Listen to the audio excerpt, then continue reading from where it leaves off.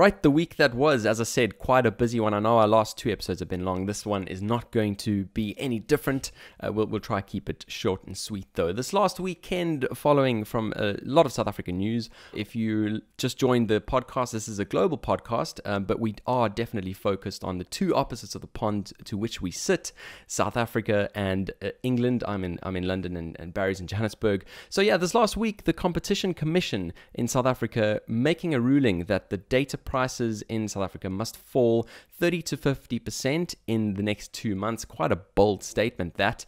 It's not a blanket decrease in the data bundle rate. It's actually trying to kind of fix the disparity between the smaller bundle offerings and the bigger ones. Barry, what's your take on this?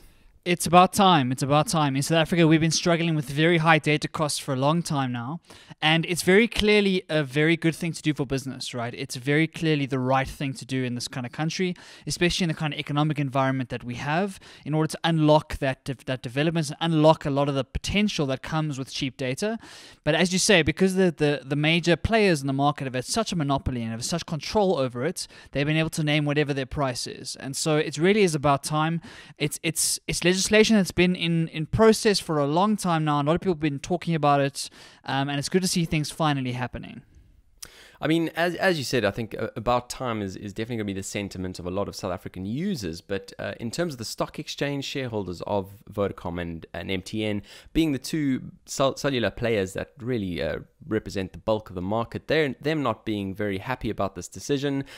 Quite a tough one, I believe, because there's a couple of other things at play here. So, yes, let's quickly just go back to basics. So I believe that the disparity between the small bundle offerings and the big bundle offerings are sometimes 50-fold, which I think is quite significant. So first, if we avoid the discussion of South African rates versus international, which we'll get to now, that disparity in itself, I think, is quite telling. And this certainly having an effect on the poor and having an effect on those who can't afford those big bundles.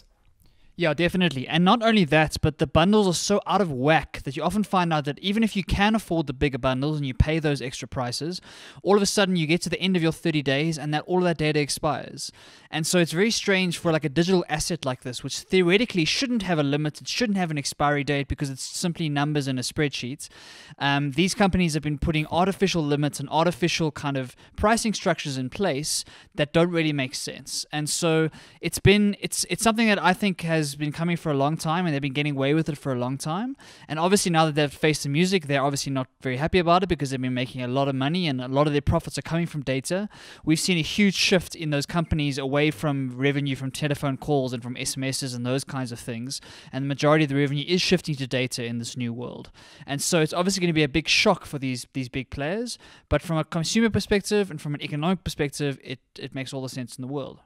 I mean, as you say, being somebody on the ground, I think it's really hard to see how some of these data costs in South Africa compare to the rest of the world. So let's delve into that a little bit. I've heard one of these basically conversations between, quite a prevalent market commentator in this space.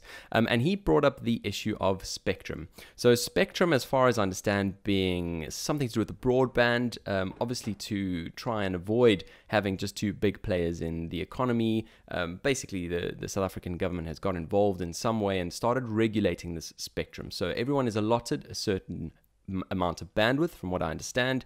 And of course, Vodacom and MTN, being the two biggest, have a limited amount of this bandwidth. Now, one of the reasons why they justify this price being so high is that they aren't able to get their spectrum, so they have to refarm it. In other words, meaning buying that spectrum from another player at a markup rate. Now, do you think this is a justifiable reason for the massive difference in rates of South African data versus internationally? Or do you think this is just trying to find an excuse?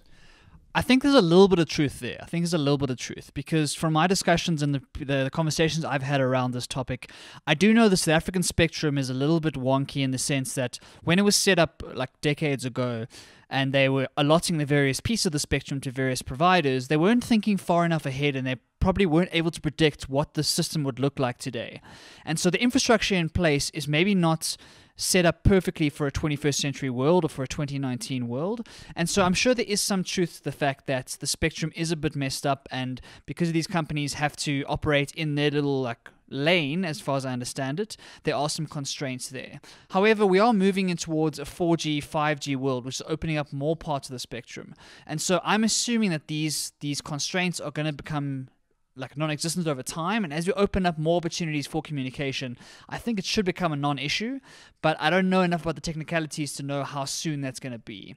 That being said, I'm sure they also are over-exaggerating it as well to try and push their point, so I can see both sides. What do you think, Chad?